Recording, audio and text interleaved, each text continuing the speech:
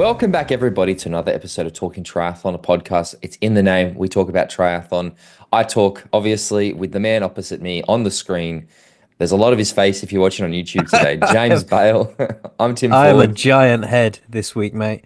Due to not being in my normal recording studio, I am in a position where I've got to have the laptop on my lap, which is, it's a laptop, isn't it? Back to the So car days. it's Back to the car no, days, we're mate. not in the car, but I am because of the with the position I'm sitting in, I am a giant head this week. So anybody watching on YouTube, that's why. I love the opportunity here. I'm so excited. Can you see above my shoulder where I'm pointing? If you're on YouTube, you can see it. Can you see that shelf there that's got a whole bunch of random stuff behind Yeah, me? yeah. That's all They're your Power Rangers and stuff, isn't it? correct. They're Power Rangers. I collect vintage Power Ranger toys. I've got more in my bedroom. I'm a bit of a fiend for it. But I don't know if you ever watched Power Rangers, but the leader of the Power Rangers was this guy called Zordon, who was a Yeah, big yeah. bald head in a tube. And Big that's bald what head. I'm thinking you are right now. I had more of the Holly from Red Dwarf vibe going on, you know? I'm not as au fait with Red Dwarf as it Okay. was it was kind of like it was a thing in Australia kind of, but it wasn't. It was on ABC, which is our equivalent of the BBC, the public broadcaster. But it was I don't think I just remember there was like a weird looking kind of robot looking guy when I used to see clips of it, and that was about all I know Mm. about Red Dwarf. So you Zord on to How me, is mate. the how is the Power Ranger collection going? Is it expanding? Yeah, so you can see that one right there. I'm pointing to for people on YouTube. That's a new addition. And I got another. I actually bought two in the last. I haven't bought any for a while but I bought two new ones recently. So I got some good. I You know love that the. sword that you got posted to me and it disappeared? Yes, Turns out my mum threw it away. I knew somebody had thrown it away. I told you, didn't I? Somebody's thrown it away. She found it and threw it away. The $100, the Yeah, $100 $100 sword. vintage missing piece of one of the because they're old because they're like 30 years old now. You get them. People do not care about this. Sorry, triathlon fans. But you get them, but there's always little missing pieces. So you get the main thing, which is it's not that expensive, but then you got to try to find all the little missing pieces. And some of them, I know there was one part, this one stupid part I was looking for, and you could get it, but it was like too much. And I spent probably 3 months looking for it, and I just went, fuck it. I went to the expensive place and bought it. And I was like, and I think that's what seems to happen. I spent all this time like, and then I just go, fuck it. I'll just buy the first one I found. So it's a little thing I do, but because not everything can be triathlon. Probably people are looking at me going, God, I didn't realize you were such a fucking nerd. I Not am. everything is triathlon, mate. Yeah, there's I'm nothing a, wrong with I'm nothing I'm a wrong with huge being a nerd. nerd. I'm a Yeah, huge totally, nerd. totally. How are you, mate? What's going on apart from being in the laptop lap man, Zordon? What's going on, Jimbo?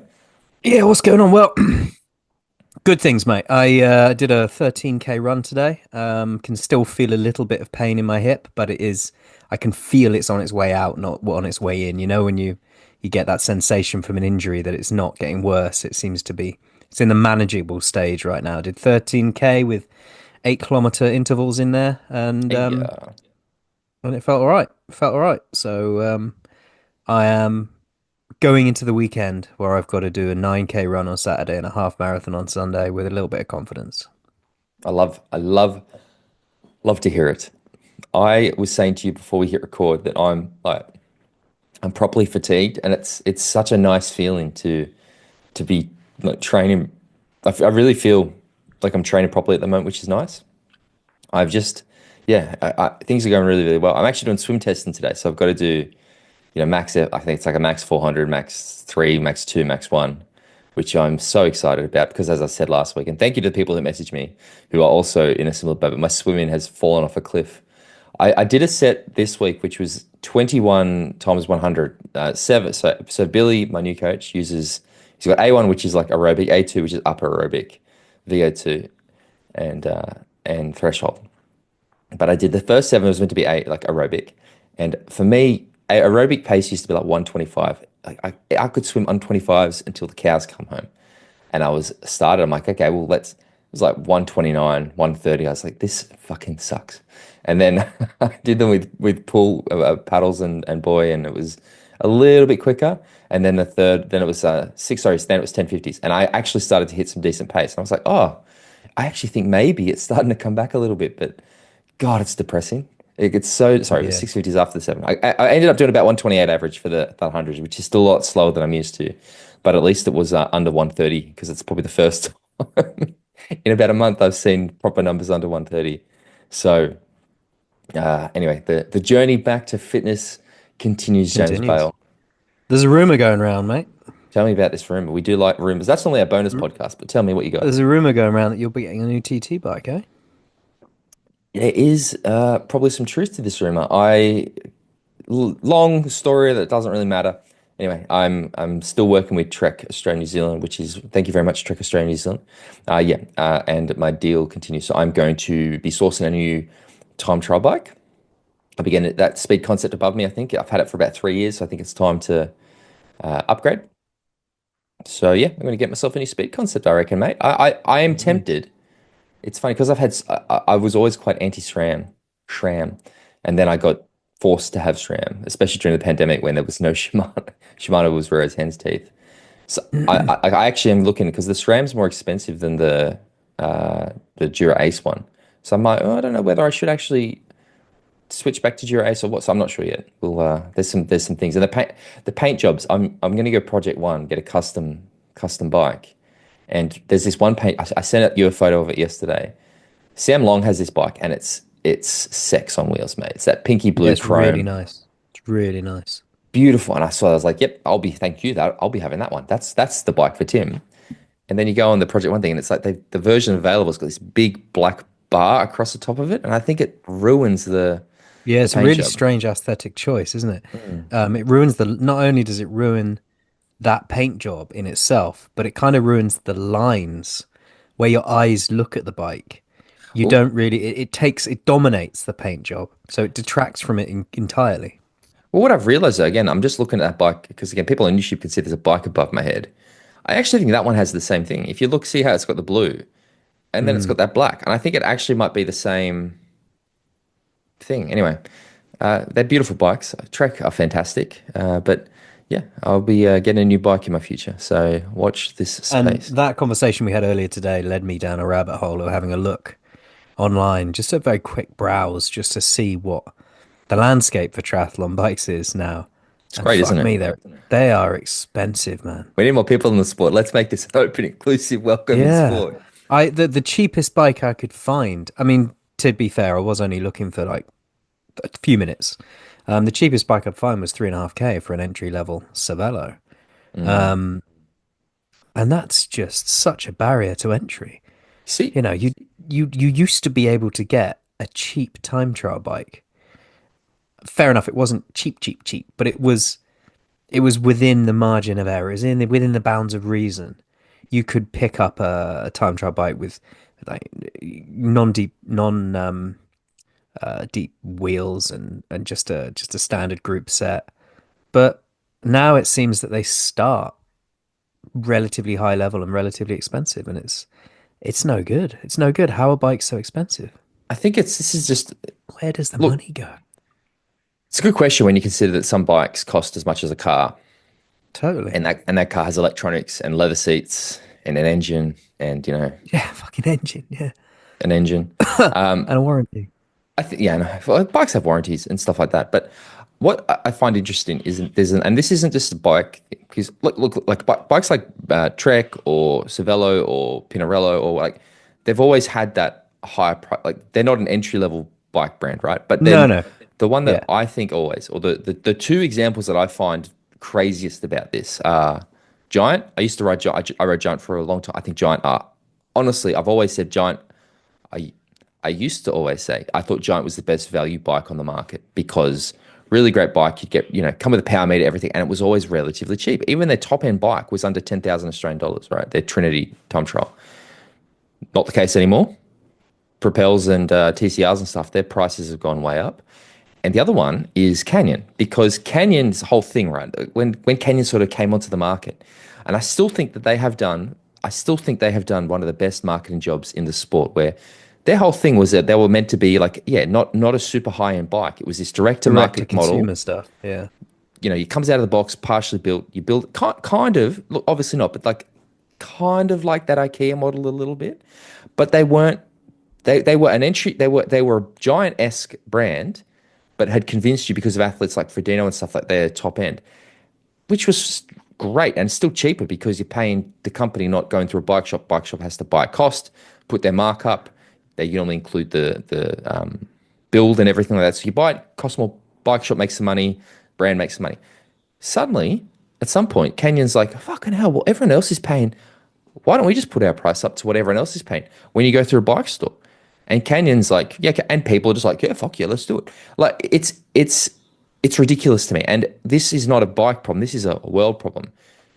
We all got told things were hard during the pandemic, which, by the way, is what finished 3 years ago at this point. But we're further away from it than when it started, or when it for how long we were in lockdown and stuff. So every price had to go up, and they've just gone, oh no, that's just it now. And we've just gone, oh God, it's expensive now. Fucking hell, like inflate. Oh, it's because no, it's fucking. That's what happened, and it's electronics. It's fucking everything. It's madness, absolutely madness. And it is. And like you say, there's always been expensive options out there. What there doesn't seem to be anymore is any particular landscape where there's a load of entry level options.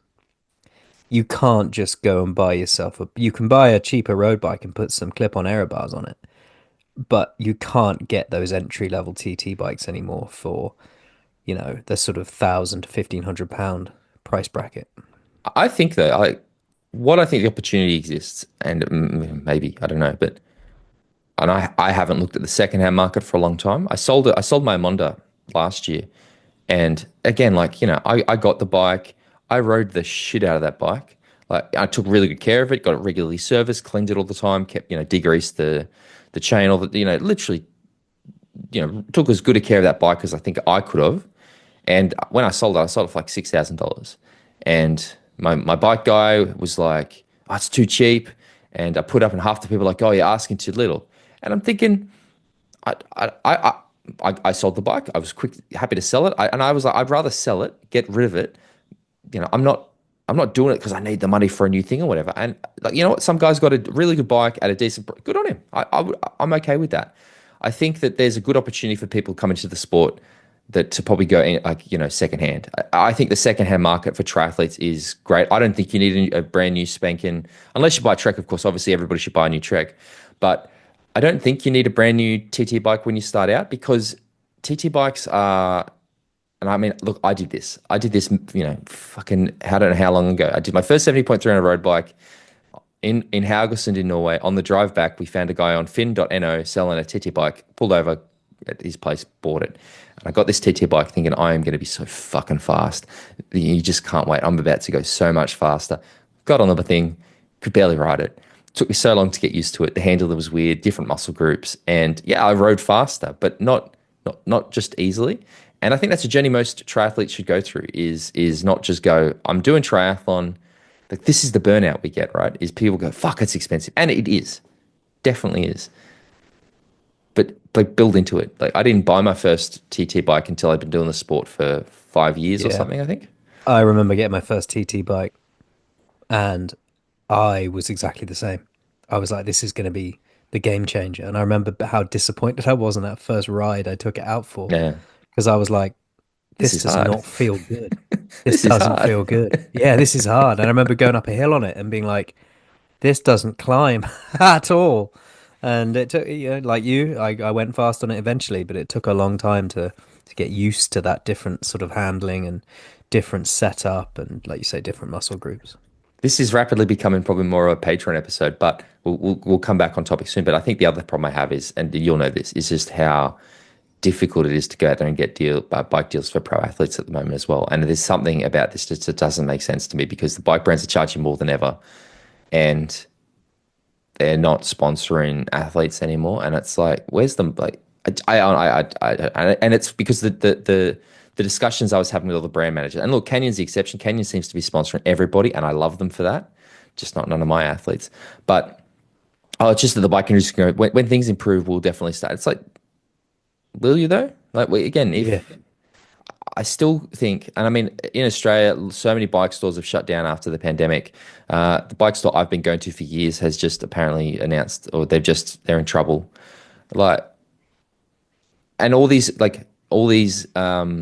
brand owned stores start to open up as well. And it does kind of feel a little bit like they've pushed out the little guy. I don't, I'm ranting now, but yeah, it's not good. But if you know, look, you know what? Let's table this. This could be a bonus Patreon episode. I think we can do for February. If people want to hear that, they can go to patreon.com/talking triathlon where they'll get that bonus episode as well as all the other ones we've done. $5 US a month. Jimbo, anything else you want to say before we move on? Because I do think we were going to start getting in trouble if we kept going. No, you're good though. Like you say, that was a bit more of a Patreon intro to the chat than the normal weekly episodes. But Where do you want to start then? well, you've got a list of pro athletes who've announced their seasons, so let's have a chat about that. You want to, I think we should actually let's start with Lionel because I think that's going to be quite a big part. So that can kind of be the meat and bones of that can be the main course. Let's start with the amuse bouche of Lionel Sanders, and we can build from there. How's that sound? Yeah, Lionel Sanders has revealed that the bike crash that ended his triathlon season prematurely last year left him with a fractured hip. He was getting ready to round off his season with 70.3 World Championships in New Zealand, but he had that bike crash and yeah, fractured his hip, which can't have been ideal. He said it was originally he thought it was nothing serious, but then it didn't really get better very quickly. So we went for an MRI, and it turns out he'd fractured his hip, so forced a stop to the season. That's terrible. And now I remember seeing Lionel saying in his post-Kona video he wasn't going to 70.3 hours anyway. So I was a little bit like, oh, okay. I wish he was on that start list in Taupō, but yeah, really good to hear that things seem to be improving for him. Again, we like to talk about Lionel a lot on the show, but genuinely nothing but love for him. So a broken hip's not something to sneeze at. Sounds like it took a No, little hips longer. are funny things. I mean, I know well how temperamental hips can be because as soon as you start fucking with them, those tendons around your hips and the hip flexor is a very, very complex thing. And as soon as it goes out of alignment and you irritate it in some way, it can be quite the journey to get it back to where you need it to be. He said he's slowly working his way back to full fitness. He's getting back into things. Took most of January's base training, nothing really high intensity, and he's getting back in some VO2 work now and some high end work now that we're in the middle of February. What do we think we're going to see him do this year? What do you expect we're going to see? And again, I don't think he's announced anything, but maybe he has No, actually. But I think he's going to do Oceanside, I guess. But like, what do you sort of see for him this year? I mean, I would like to see a real focus on that sort of 70.3 distance. I really would. Um, I don't. I mean, I think he's gonna be focusing on the Pro Series, isn't he? I can't see him dipping his toe in the T100, um, I even as a saw. wild card or anything like that.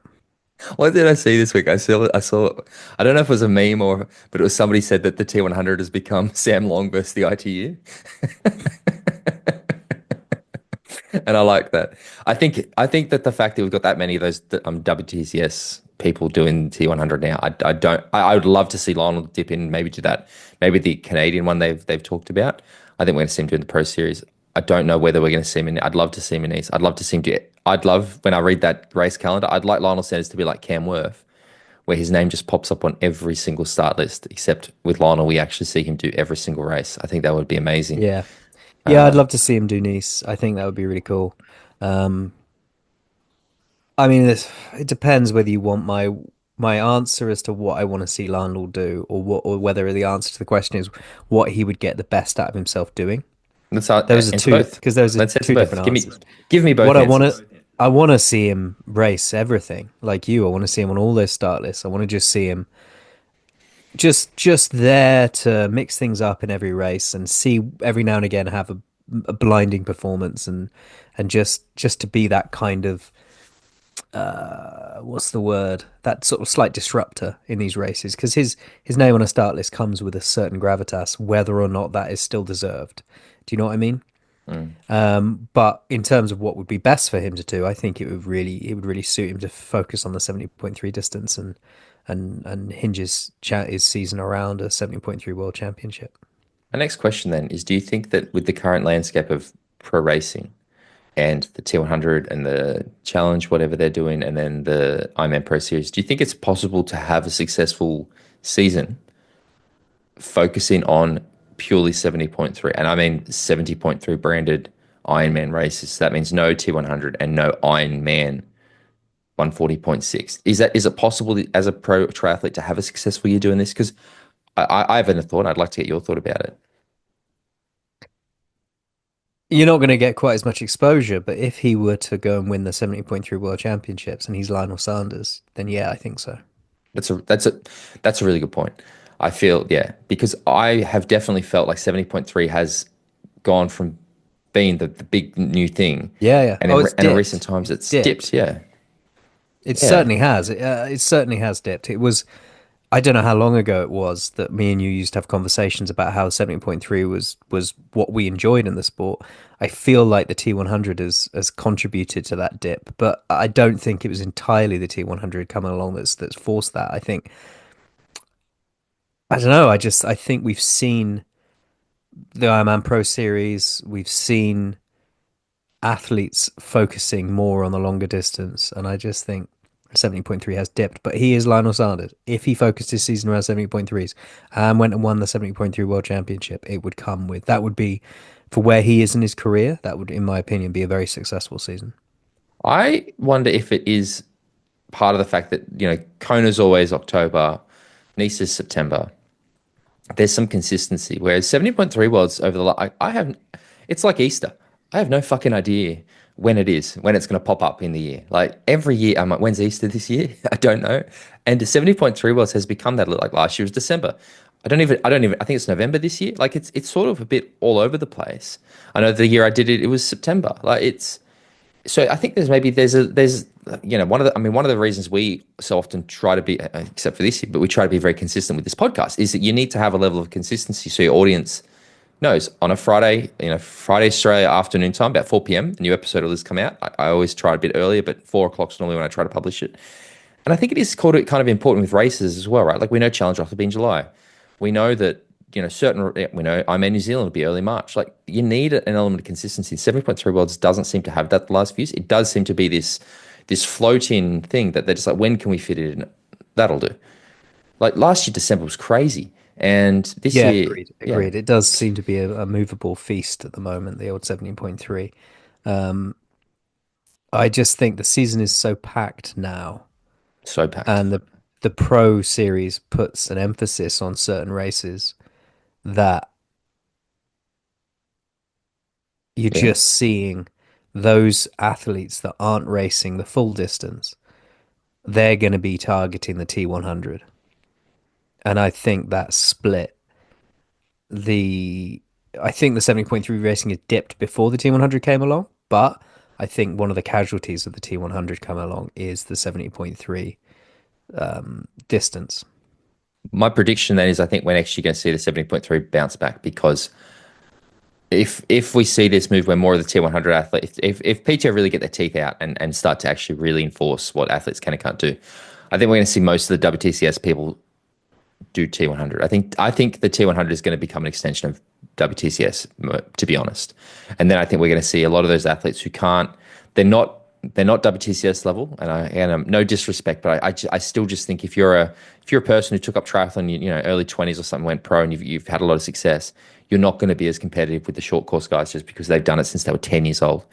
So I think we're going to see those WTCS people stay in the T100 sphere, and then I think we're going to see more of back to sort of the traditional model. I think more of the Ironman people will do Ironman, and that includes 70.3. And I think we're going to see some exciting 70.3 racing as a result of it. Like even just as simple as, and I've said that, and then I look at it like Oceanside. You got Christian and Gustav, who I'd say WTCS people, sort of doing that. I think, yeah, that's a look. This is a rabbit hole we don't need to go down right now. But Lionel Sanders' injury, I hope he's better. Good luck. We'll be watching. Yeah. Yeah, yeah. Just keep an eye on that hip fracture because make sure it is fully healed before you put any load through it. They are Now, bastards. I want to talk about something that is not on your list, and I'm going to have to be a little bit careful about how we say this because friend of the podcast, Joe Skipper, who is in Ironman training for New Zealand, put up a post on his Instagram this week where he announced that he got hit by a car. Now, I heard this. I hope he's all I right. yeah, I am going to start by saying everything we say in this section is alleged and nothing has been confirmed. So please do not think that we are trying to ascertain or suggest culpability or blame on behalf of the other person. But I spoke with Joe pretty soon after it happened. I got a phone call from him, which isn't out of the normal. I think I was actually joking about how he was going to rip a certain other pro's legs off in Ironman New Zealand. And he called me pretty distressed saying, yep, I've just been hit by a car. And from what, look, I don't know how we go about this.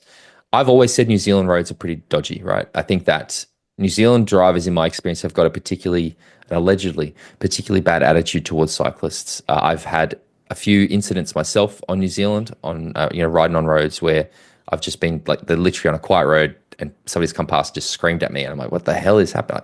I thought Australia was bad. From what Joe told me, he was riding back from Taupō with John, he's there training with, and a car came past, yelled at him, swerved into him to intentionally knock him off his bike. Knocked him off his bike. He was on his road bike, not on his race bike. He's got some gravel rash, but he's not injured. But the issue I have here is this is another case of a car intentionally trying to do harm to a cyclist, and it's not okay. It's really, really not okay. I have ridden my bike for over 10 years, and I have felt extremely vulnerable on the roads at times. I remember in North Carolina before a race, I actually got off the road and started riding the footpath because I felt so actually scared because of the attitude I was receiving from drivers. I've had very abusive experiences, and I just think this is a problem that is not okay, and something that obviously if you listen to this, you're going to feel pretty passionately about. So, it's not good. No, it's not good. And I think it's getting worse. It's not a problem that's getting better.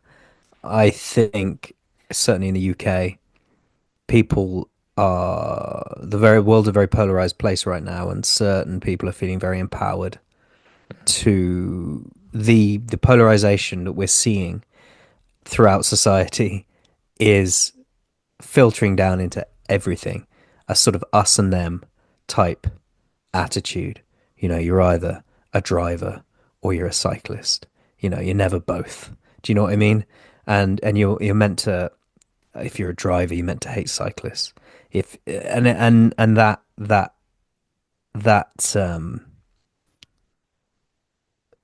seems to be, like I said, it seems to be getting worse. People's behavior seems to be getting worse. One of the main reasons I don't ride my bike as much as I used to is because I have a real sense, the older I get, I have a real sense of my own mortality, and I don't want to die by getting hit by a car because my last thoughts would be one of rage and anger because that had happened. Do you know what I mean? I just don't want that. I hope Joe's okay. He's good. He's fine. His Instagram post. I saw he said that the driver had admitted culpability, which is a strange response if you've intentionally swerved into somebody. Yeah, the whole thing. I don't want to get the details because it's not my place. No, let's not get into the details. It's a strange one. Anybody out there who's in charge of a vehicle, a motor vehicle, you've got to understand the responsibility that you've got to everybody on the road, be they another motorist, a pedestrian, a cyclist, a fucking horse rider. You have a responsibility to be as responsible as you can be, because it's a big weapon. Yeah. If you hit the ground in the wrong way, you're dead. As you know, I have been doing a lot of work on myself the last few months, and one of the things I've been trying very hard to do is be more empathetic with everything and everybody that I interact with, because I think that if you're empathetic to other people, you're able to have a better understanding of what they're experiencing, why they're doing things, and you can be kinder as a result of it. And I think that's so much so that I'm starting a whole podcast about it. I think that's something that it's called the Endurers. It's coming soon. I think that's something that everybody should do, and I think especially car drivers I just wish that they just practice a little bit of empathy, because no person who's out on a bike is out there intentionally trying to bother drivers. No, slow you down. I don't get on my bike going, I can't wait to fucking piss off these drivers today. Absolutely not. Like I as a cyclist am very aware of the impact that I can have on people. I therefore am selective on which roads and routes I will take. I will always try to take quieter places or roads that are, 3 lanes or 2 lane minimum, so that there's always enough room for cars to overtake me. If I have to go through a section where it's going to be tough, I intentionally ride harder to try to get through it as quickly as possible and do things I can to not be a problem or a nuisance. So I just wish everybody, and this goes our way too, right? Like I see so often, the worst thing I always see is there's these videos on, these channels on Instagram, which like bike cameras, and when you've got the camera on the back and it'll show a car passing, and it's always shocks me how so many non-cyclists seem to seek those pages out and just put their spit their venom, and it's like this isn't your like you don't come looking for it, because I do find that stuff like quite upsetting. And yeah, I just think if everybody just showed a little more empathy, maybe we wouldn't be going down this path, because you're right, it does seem to be getting worse, which is concerning. So, And the stats bear out that you don't lose that much time waiting behind a cyclist for a couple of minutes just to pass safely. there was a actually really excellent video I saw on Threads actually yesterday, and it was a truck driver with a dash cam in his car, and he was driving along. Obviously, he's in a big truck because he was quite high, and in the distance he sees a line of like 5 cyclists, and they're all single file on the left hand side of the road. And he's just saying, "Hey, yep, look, here they are. Obviously, it's not safe for me to overtake them here because there's a blind corner, etc., etc. I'm just gonna, I can see that." And anyway, so he's then said, "Oh, yep, they've given me a wave to say thank you. Yeah, there's a bit of traffic building up behind me, but obviously it's all good. Oh, yep, the cyclists are moving over to turn right. I can pass them." Gives them a wave, and it was just this really pleasant, Yeah. professional Pleasant experience. interaction. Yeah, that made me feel good. I was like, okay, that's great, because I mean, to be honest, in my experience, truck drivers are absolutely not a problem when I'm on a bike. It is always to be mostly just car drivers or bus drivers. But Yeah. yeah, it just made me feel good that there's hope, because yeah, it's. I mean, I'm sure we've all, anybody who's listening to this, who is a triathlete or has been a triathlete will and has ridden outside. Like, I know there's so many people who don't feel safe at all on the roads, which is concerning. It's something you want people to be able to, but I think we've all had an experience that's left us a little bit nervous. So, and I think it is a case of, as I said, we need to be empathetic back to them as well a little bit, and just hope everything goes okay. So, anyway, Tim's little Talking about cycling, yep Georgia Taylor Brown did a gravel race, didn't she? the And the not an journey insignificant one, mate. the journey to cycling for Georgia Taylor Brown The continues. journey to cycling. She did a 2-day gravel race, 80 kilometers on the first day and 115 kilometers on day two, with lots of climbs, lots of sprints, rocks, puddles, mud, and huge holes. She said she hung on to them for as long as she could until she completely popped. She said these girls are so strong, and now I want to sign up for more so I can play with them for a bit longer next time. But despite popping, she did finish 15th in the women's standings in 7 hours, 12 seconds. It's good, isn't it? And I really just like that she's taken this risk this year, where she's like, I'm going to take a bit of a break from triathlon. I don't know what my future holds. I'm going to go and try and find what I'm excited about and passionate about. And she's a very strong cyclist. I don't know. I know we sort of touched on it, but I didn't realize, and I'm not trying to jump away. I'm doing this a lot this week, and I'm sorry. But when she went to that EF camp, Maya Kingma was there as well. You did mention that, yeah. Have I? Okay, I didn't. I just saw that. I was like, so it's. I would say Maya is one of the strongest cyclists in the sport, and I still think Maya is the athlete who could come up from short course and actually challenge Taylor Knibb. Both extremely strong swimmers, both extremely strong cyclists, and both, I think, comparable runners. I think Maya could. I think Maya could be the only person I can see at the moment who could, really sort of potentially bother Taylor Knibb. But no, I love this for Georgia Taylor Brown. Like I said, I think that there is something. It's that post-Olympic thing, and Georgia's getting, I guess, a bit more attention about this because she's sort of come out and been quite like, I'm going to pursue cycling.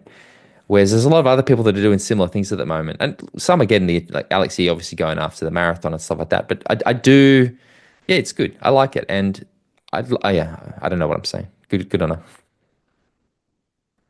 Talking about triathletes going to cycling, there is a reverse pipeline as well with Geraint Thomas has announced that when he is retired from cycling, he is going to come and play in Ironman. So do we have a timeline for that? Obviously, I know this as the biggest cycling fan in the world, but do you have, do you want to have the opportunity to show your intelligence? I don't know whether we're going to see a timeline. He's quoted as saying, I want to do an Ironman. I only run 2 or 3 times a year, so that's something that needs a bit of work. It's about challenging myself in different ways. Having options is always good. I need a purpose. Since I was about 17 or 18, I've always been working towards a goal. To not be working towards anything would be nice for maybe a month, then I'll just go crazy. So I definitely want to have some goals. So yeah, he rides on Ineos Team Ineos with Cam Worth, so he's probably getting some tips from him. If he'd have to probably has to run maybe a bit more than once or twice a year in order to toe the line in the way. But the man has got an engine. Tour de France winner, multiple Grand Tour podium holder, hell of an athlete, Olympian, medal winning Olympian. Amazing, amazing man, just a legend. Yeah. I'd love to see it. I mean, we've seen a few cyclists who've done this. Do you think he'd just do it as a hobby? Do you think he'd go the Camworth option where he actually sort of pursues it professionally? I would imagine it's going to be something of a hobby. I think gone are the days now where pro cyclists can come across to long course triathlon and have a huge advantage on the bike. I think triathletes stepping into road cycling are always going to struggle because of the intricacies and the complexities of that sport. It's more than just having an engine on a bike. There's much more to it.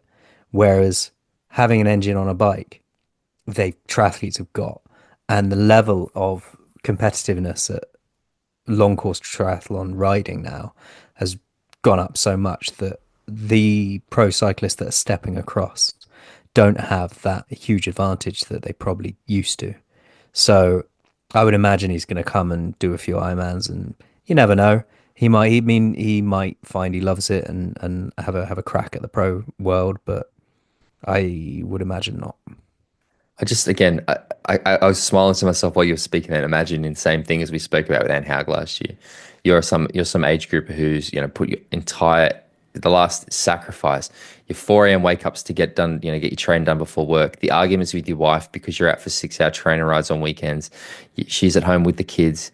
But I've got to, I need to win my age group. This is gonna define me as a person. And then you get to the start list and Geraint Thomas is next to you, and you're like, fuck. Yeah, in your age group, in your age group, and you're just Tour de France winner. Your friends at home will be like, oh, I saw you were like third out of the water in your age group on the swim, and you ran. You were top 3 in the age group on the run, but you on the bike you were second. But there was like 15 minutes between you. What happened? You need to work on your bike a little bit. And you're like, fuck, I rode really well. It was just Tour de France winner. It was half an hour up the road from me. Took it away from me on his Pinarello. Is 20,000 pound Pinarello, presumably. Yeah, back to the discussion earlier, right? It's crazy. Yeah. But again, it brings eyeballs to the sport. I reckon this has probably got more people talking about triathlon this week than not. So it's good. On another, I did see that Netflix have cancelled their Tour de France show, by the way. So that won't be back. Oh, that's interesting. Okay. Upset about that? Not really. I didn't really watch it. It didn't really fit the mold for me because I think when you are a big fan of a sport and then a documentary comes out that doesn't really have the level of complexity or detail, it was more for people who were getting into the sport, I think, and it was a bit more of a narrative than it was a deep dive into the sort of more complex side of the sport. So it wasn't enough for me. Do you remember the year we did Bahrain 70.3 together and they had that relay team? And I'm not trying to be disrespectful. I cannot remember the name of the swimmer, but the cyclist was Mark Cavendish and the runner was Mo Farah. Yep. And all I think about is Paul Kay, the Ironman announcer. He kept referring to Mark Cavendish as the something rocket or something. And he must have said this expression 150 times. I honestly was like, seriously, please stop. Didn't he call him the Manx missile? The Manx missile, that's what it was. It was something like this. And I remember he must have said it he said it so much, and I was like, mate, please stop. You're killing me. And it was to the point where it would almost like I'd have a twitch every time I hear it. And I remember being on the bike, and I don't know how much you remember the course, but you'd go out on that original highway, you'd go down the loopy thing, and then you'd do this little out and back section. And I remember thinking, coming out and back, I saw Mark Cavendish. I thought, Jesus Christ, he's not that far ahead of me. And if he's as good a cyclist as he must be, he's definitely gotten off on the bike ahead of, like, he's not come past me. Shit, I'm going all right here. And then I think at the next turnaround, he was so far ahead of me. And I was like, yep, that's more like it. Yeah, That's more like it. I didn't see Cav on the bike, but I had a chat with him in transition beforehand, which was a highlight for me that weekend. Um, but I did get lapped by Mo Farah on the run. Presumably he was on I his think I last did lap too. and I was on my first, and he went past me like I was barely moving. Yeah. He made me feel, despite the fact that I knew in my head I was moving, he made me feel like a stationary object. See, I had that experience with Christian in 2022 where they changed the course so it was this real tight little, swirly thing, and that prick. And I know you listen, Christian. He's won a WTCS world title, by the way. Has he? But he has. It's his greatest achievement. Fuck. But he was barking at me like a dog, and he was heckling me, and he was like, I'm coming, I'm coming, I'm gonna get. And I remember just being like, stop bullying me. I'm being bullied by the Olympic champion. Like, it was a good time. It was humiliating, but it was a good time. And Christian being Christian, he did it in a tri-suit, and I love that for him. Just did the run, didn't do the swim bike, still chose to wear a tri-suit because that's the kind of man he is, and I respect it. Yeah. That was a good time. All right. Should we We've had some talk? racing, haven't we? We have. Let's talk about WTCS Abu Dhabi. We're gathering some data, mate. Finally, we're starting to see some racing shake out, and we can start to see who's on form and who's not. And out of the two of us, there's only one on form right now in the Correct. men's side of things, anyway. Correct. I called it. You did. Big Did. risk. I mean, shocker. Yeah, yeah, really, really put my neck on the line. Yeah, Hayden Wilde won ahead of Matt Hauser with Vasco Valasa in third, and it came down to quite a close finish between Hauser and Wilde. It came into the last kilometre, I think, I've not watched shoulder to anything shoulder.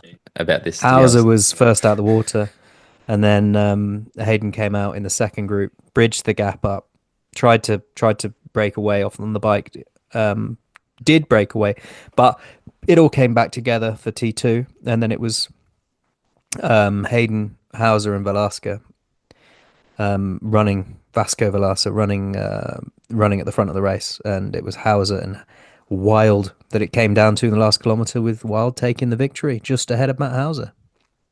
Yeah. I did see an article, and it was like Hayden Wilde wins Abu Dhabi, and then in the same headline said, and is very happy for Alex Yee, hopes Alex Yee achieves his marathon goals. And I thought that was a weird. Yeah, I saw that headline as well. It was a strange one. It was like Hayden happy with Abu Dhabi, but it's going to be cheering for Wilde at the London Marathon. It was like, Yeah. well, a Yeah. strange It's segue. just like, just remember, guys, just remember, yeah, he's not there. No, I think, look, I actually am a little bit surprised that Hayden did this. As I sort of said, I just would have expected his focus to be elsewhere.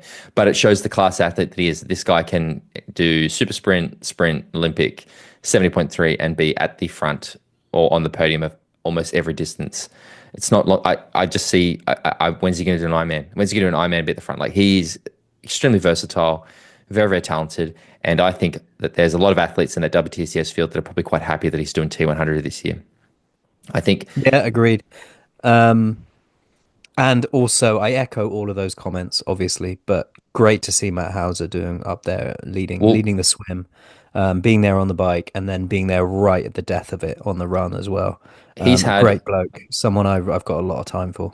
we're doing an event on the Gold Coast in April, and Hauser's coming. He's going to be one of our guests, and he's going to do a Q&A with the athletes. I have so much love for Matt Hauser, and I'm like, we talk about athletes that have had bad luck. I think Hauser's had some real bad luck the last few years. That crash last year where he was behind he just couldn't bridge up because that group got away as a result of the crash and stuff. And the crash, he had a super try, and it's just lots of stuff. He is an athlete that deserves to have a good WTCS season. I think this could be his year. Interestingly, and we'll get to it, he's actually on the start list for Geelong 70.3 as well. So I'm very curious to see how that goes for him. But yeah, awesome. Vasco Velasa, also an athlete, very, very good athlete. Well done. And then it's a weird top 10, mate. It And is. I this was about to say after the top three, the podium, it's a bunch of names that I mean there aren't many names I recognize on there. And we're this gonna get is to this is know what them, I we're think. starting to see, aren't we? We've seen a lot of athletes fall out of the WTCS post the Olympics. We're gonna get to know these names as the season progresses, but early doors we're gonna have some people that we're not too au fait with, and that is where we are right now. My man to watch this year, and not saying that will win everything, but I'm just very curious, and I think I said this last week, is Hugo Milner. I'm very, very fascinated to watch his season and how it unfolds. Like he's definitely one. And then I mean Morgan Pearson I was a bit surprised by. I would have expected Morgan to be a bit closer to the front, but again, maybe he is more focused on the T100. So yeah, it's a weird. It's good. Like I'm not against it. We've sort of said that we don't really know who those next people are. This is our opportunity to find out. Yeah, exactly. We mean Morgan Pearson, Hugo Milner, they were in the race. They just didn't have what it took to bridge the gap up to the lead bike groups, and they never did. And then we never heard from them again. I liked the new course. I think from what I've seen, it looks better than the F1 track. So the interesting thing though, and you said this earlier, you said about one of us was on form, at least for the men's race. And I'll counter and say perhaps you're not quite on the form you thought you were, because I believe that Yeah, when you I read the really start list fucked it last with the week, start list on the women's side. I'm like, It oh, wasn't even a wow, okay. result fail. Wow, Beth Potter's going to be right. Oh, Cassandra Bergeron. Oh, that's easy. No, weren't there, mate. Very strange though, because I did have an official start list in front of me, and they were on it. And then, so, but no, we didn't see any of them in that race. The women's race, mate, the entire podium, one, two, and three were German. Lisa Tersch is like another one to watch. I think she she's going to be that. I'm not that she hasn't already, but watch this space this year. I think Lisa Tersch could be Lisa Tersch, Emma Lombardi, Cassandra Beaugrand, Beth Potter. I think they're those names we're really going to start to see. Laura Lindeman's always good to see her do well. I don't know who the third one was. Give me the results, please. Lisa Turch was in first, Nina Im in second, Laura Lindemann in third, Leonie Perriot in Oh, fourth. okay. And then again, it's a load of names I don't really. Jan Leher was in seventh, John and Kate Okay. Woff in 10th. Again, like early, I mean, I did see Cassandra Bergeron come out and said a race in February makes no sense to me, and it does feel early for WTCS. It really does this year. So yeah, maybe it is just early. People aren't quite, I don't know, but yeah, we'll see what happens this year. It's going to be interesting. I think the Germans going to do really, really well. I think that when we see those athletes I just mentioned come back, it's going to change the dynamic a little bit. But yeah, I just have no excitement for WTCS at this point in time. I'm hoping it will come back. I think it will. It's just there's been more focus on the athletes not doing it than the athletes actually doing it. So I think World Triathlon needs to sort of shift that narrative a little bit and really start to focus on those athletes that are all in, not just the ones that are going to come in and do the two or three races occasionally. And like a weird thing that they were using like races from 6, 7 years ago to promote this one. It's like, mate, let's modernize a little bit. Let's bring it up a little bit. So anyway, it's Yeah. done. And there was a mixed team relay. Oh yeah, what happened in that? Mixed team relay Germany was won. Germany won it, USA second, Italy third, Spain, Netherlands, Belgium, Japan, Ireland, DNF for Switzerland, Great Britain, and Portugal. Taken out on the bike leg of leg two. There was a crash, wasn't there? There was a crash, and who was it who went down? Westerman, Stapley, and Velasa were unable to resume following the crash. So it took those nations out of the mixed team relay, which is a shame. I do love a mixed team relay, I really do, and I think it's an amazing addition to the Olympics. I mean, you never want to see a crash take people out of a race. No, I hope everybody's okay. Yes, But yeah, well done, absolutely. Germany. Gold medalists in Paris, and now they've won their first mixed team relay of 2025. It's good on them. Yeah, I mean a clean sweep, women's race and mixed team relay. So yeah, they just need a stronger men's athlete up there. And Brutal. You're a gym guy, but I'm trying. James Bell says an inch. Let's talk about the race calendar of the pros so far. I'm just going to write a time code. Pro races. Let's do it, mate. I want to thank Tripol Athlete on Instagram. You guys should go and give them a follow for putting this together. It is all the current start lists that we know based on athlete announcements, and it's simply highlighting to me just how absolutely crazy this year is. Because starting in April, the first, I guess, next big race we have is Challenge. I'm just going to go through it. I'm not going to name every athlete. I'm just going to name the athletes that are of interest, and we can have some discussions as they sort of appear. The first big race of note coming up is that new challenge, Sir Baniyas, which is the Abu Dhabi challenge race. mhm. And the names of note on that one for me are Sam Laidlow is going to be there, Henry Schoeman is going to be there, and Kieran Linders, who was second, I think, at Ironman Frankfurt behind Christian, is also going to be there. So I think that one's... Why have I jumped there? Sorry. Before that, sorry. Stop. Let's start with Ironman 70.3 Geelong, where we're going to have Yella Gaines, Aaron Royal, Matt Hauser on that start list. Now, Interesting. that's an interesting little start. That's the first Pro Series race. It is definitely not Yeah. as deep as Oceanside, but not a bad little start to the season. And if you were a athlete going up to the Pro Series, you could make a case for maybe targeting that event. Yeah, totally. Um, Go there and chalk up some points early season. Yella Gaines is going to have eyeballs on him as the defending 70.3 world champion. I think, which I'm very keen to see. I'm more excited to see Matt Hauser have a crack at a 70.3. It's not his first 70.3, is it, Hauser? Is it? I don't know. No, don't think so. I can't bring to mind which one he's done, but I feel like he's raced one before. Okay, well, let's see. Then we've got Ironman South Africa. I've skipped New Zealand because we're going to talk about that next week ad nauseum. Next week, Ironman South Africa. This one's pretty good, mate. Magnus Ditlev, Sam Laidlow, Thor Bendix Madsen, Bradley Weiss, Andy Horsfall Turner, Cam Worth, Jackson Laundry, and Jamie Riddle making his Ironman debut. That's pretty cool. Some interesting things here, okay, is Ironman South Africa is a race that notoriously has the swim shortened or cancelled. So Sam Laidlow's swim strength is probably going to be neutralised a little bit here. I think we're going to see those two in particular, Magnus and Sam. And same for Jamie Riddle, actually. Jamie Riddle's probably the strongest swimmer in that field. So if it's a full swim, very interesting to see what will happen, whether those two will get away or whatever. But I like that. That's a very stacked Ironman South Africa, and I think we're going to see more names on the list. Jackson Laundry had the fastest ride, ever. Or, obviously the course is a bit short, but he's in some really good bike form as well.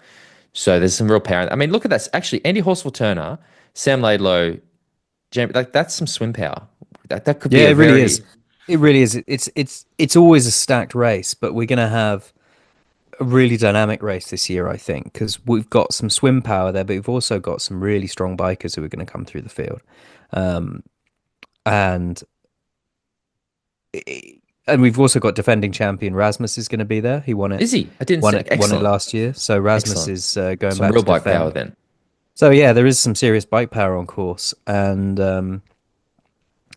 Is he on it's there? going to be a really interesting early season insight into where everybody is, because it's an interesting race. It's an undulating race. Lumpy. It's neither hilly nor flat. It's kind of bumpy, like you say.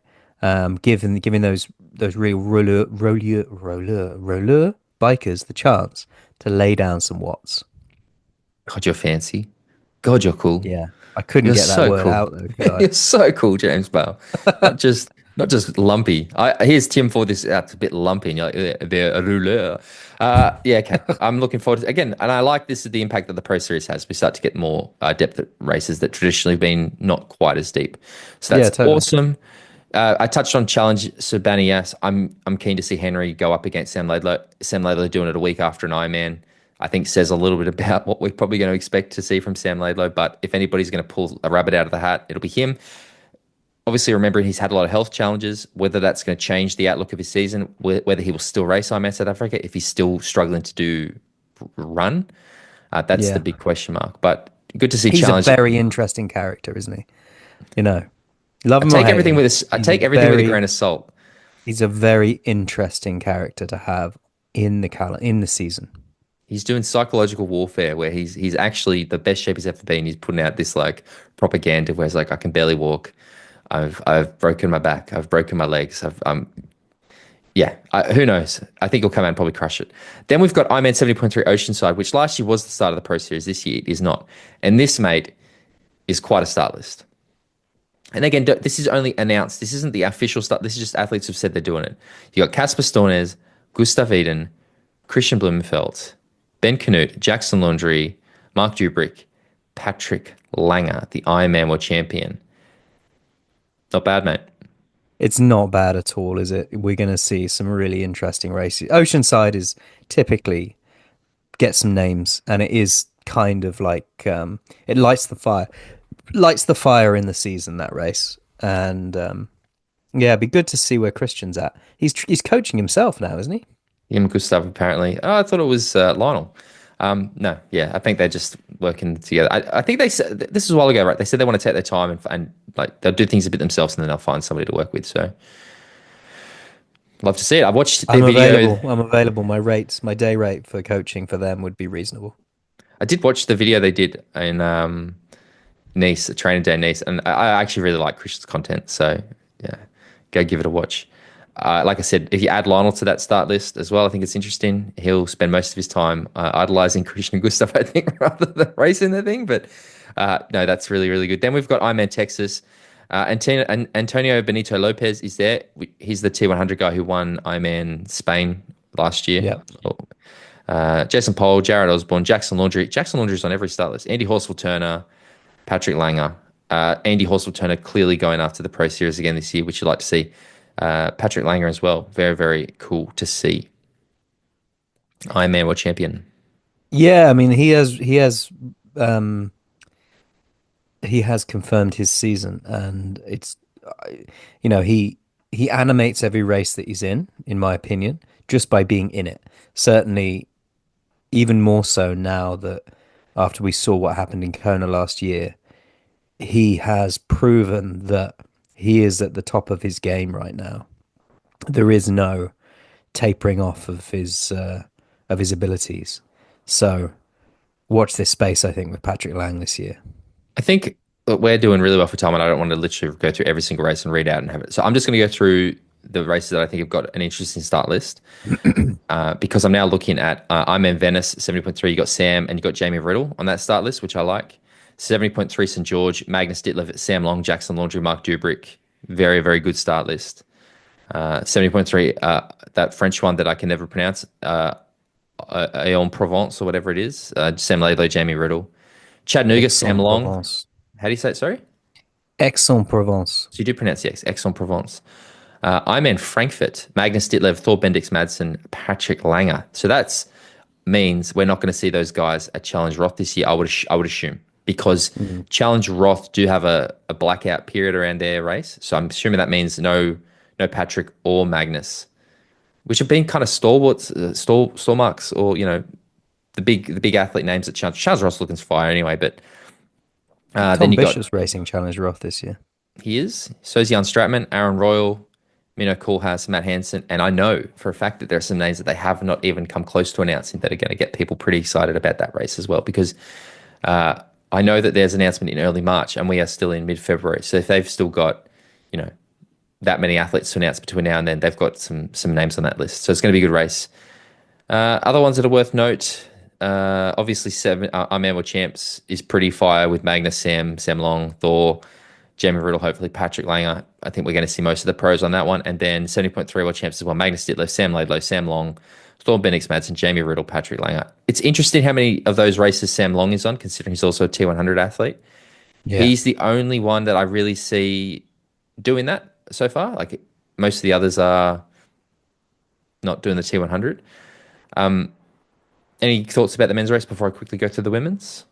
No, not really. Like you say, Sam Long straddling the T100 and various other endeavors. Be interesting to see how his season shakes out. I hope he maintains a really high standard across the season this year. In the women's, the first one of no, Ironman South Africa has got Anne Reichman and Ruth Astle. Good to see Ruth back on the start list. 70.3 Oceanside, Tamara Jewett, Paula Finlay, and Alice Albert so far confirmed. So I think we're going to get more pros announced this season as we get closer to it. I did see that Tamara Jewett's planning to do an Ironman this year, which I think would be good for her. Yeah, it would be cool. Challenge Sabine Yas, but we talked about before, Sarah Perez-Sala, Didi Dietrich, Lodi Lucas. What else we got? Kat Matthews, Tamara Jewett. There we go. Penny Slater, Alice Alberts at Ironman Texas. That'll be good. Good to see That will be good. Kat back again to defend, and her year is all about Kona this year. Other ones that I'm seeing jumping out at me are Kat Matthews' Ironman Hamburg, which would be cool. I'd love to see Kat go and do Challenge Roth. Belinda Granger, I know Yeah, so would I. That would be cool. Get Kat Matthews on that start list. Nikki Bartlett's on the start list. Is Lucy Charles on any of these start lists yet? No, nothing. No. Nothing. Again, who would know? And then, I mean, I just hope she's not injured again. I know she was, but I just want Lucy to have the dream run this year. Same. So I want to have a season without injury, without concern. Just have a really good, strong season. It's crazy looking at this, how few female athletes have announced their season, because there's not many names on these lists. Ironman Swansea's got Kat Matthews, Nikki Bartlett again. Ironman Lake Placid, Tamara Jewett. So Tamara Jewett's fully going after the Pro Series this year. So that'll be good to see. ZLMC, Kat Matthews, Nikki Bartlett's on Iron Wales. That's good. Ironman World Champs, Kat Matthews, and Ironman World Champs. Believe it or not, Kat Matthews. There you go. There you go. It's a long season, mate. And then you chuck it, like I said, then you chuck in the T100, then you chuck in Challenge, then you chuck in, there's a lot going on this year.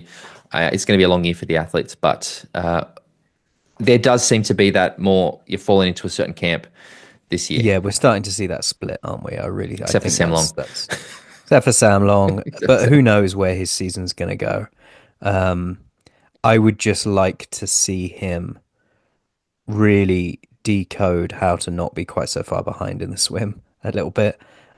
Watching him get as emotional as he got at the end of last season, I want to see him in a happy, successful place. Yeah, same. Man, I just want to see good races. I'm very excited about the Pro Series this year. I really am. I like that we're seeing. I think the names that I'd like to see racing Ironman sort of commit to it, and as I said, I know that there's some names who are doing Ironman races this year that aren't announced, but I know that there's going to be the names that surprise people, and I think it's going to be good. I think Ironman's going to get quite exciting this year, and I think this is going to be great. I'm actually very keen for this. I know it's not going to be Kona, but I think that if this is the last time we get it, I think with some of the names I have heard and I know are trying to target that event, I think we're going to see a very different race the last time, and it's going to be good for the sport. So anyway, Jimbo. You're going to be there and I'm going to be there, and we're going to go and climb the Lama Dome together, aren't we? Let's do it. Let's do it. I will be there for it. I'll be in New Zealand next week too.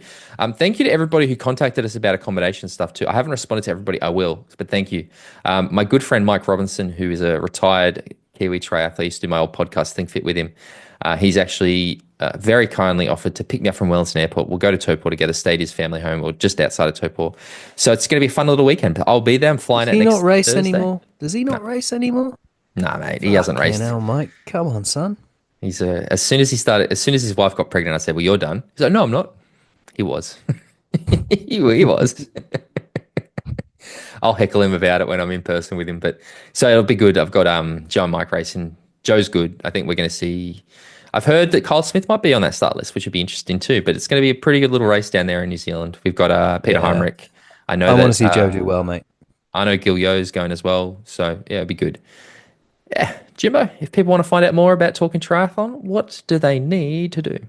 If you want to support the show, jump on. I almost said Joe then. If you want to support Joe, jump on at patreon.com/Talking Triathlon. If you want to follow Tim, he's at tford14 on Instagram, and I'm at bale.james85 on Instagram. We are on Instagram as at Talking Triathlon. You can join the Patreon group. You get access to the monthly bonus episodes and the social group, and we'll put you in the WhatsApp group, which has been alive today with the conversation around TT bikes and costs and how expensive everything is. So it's been an interesting day today. It certainly has. YouTube as well, good place to go. Thank you as always to the people that jump on and we have some nice engaging conversations with. We enjoy it. Lots of positive feedback about India Lee's interview that you did last week. I am going to be interviewing India Lee on my new podcast, The Endurers, in the next couple of weeks. Actually, she's getting back from camp early March, so I'm going to do her. I'm going to interview her. I have also confirmed Jamie Riddle's coming on. So I spoke to Jamie this week. He's going to come on. So I've got some good guests coming on the podcast, which will be exciting. So I'm looking And forward to I that. can, as a peek behind the curtain, I've listened to the first episode already while I was driving last week, and it was excellent. Thanks, mate. Really, really excellent. Thought-provoking, mate. It made me Yeah. think about things in my life and things that I've been through, and it was, yeah, a really enjoyable listen. No, I'm very excited about this little thing. I've set up the Instagram for that as well. And what I'm doing is because I'm doing 8 episodes and I've got each episode has a theme. So I'm putting up a tile with each of those themes and a bit of a description about what they are. So if people want a bit of a sneak peek, check out the Endurers on Instagram as well as Talking Triathlon. And I may have confirmed a sneaky little person who's going to help me out a little bit with the pre and post chats. So that will become clear in the future. But Jimbo, Exciting times. talk to you later. Cheerio.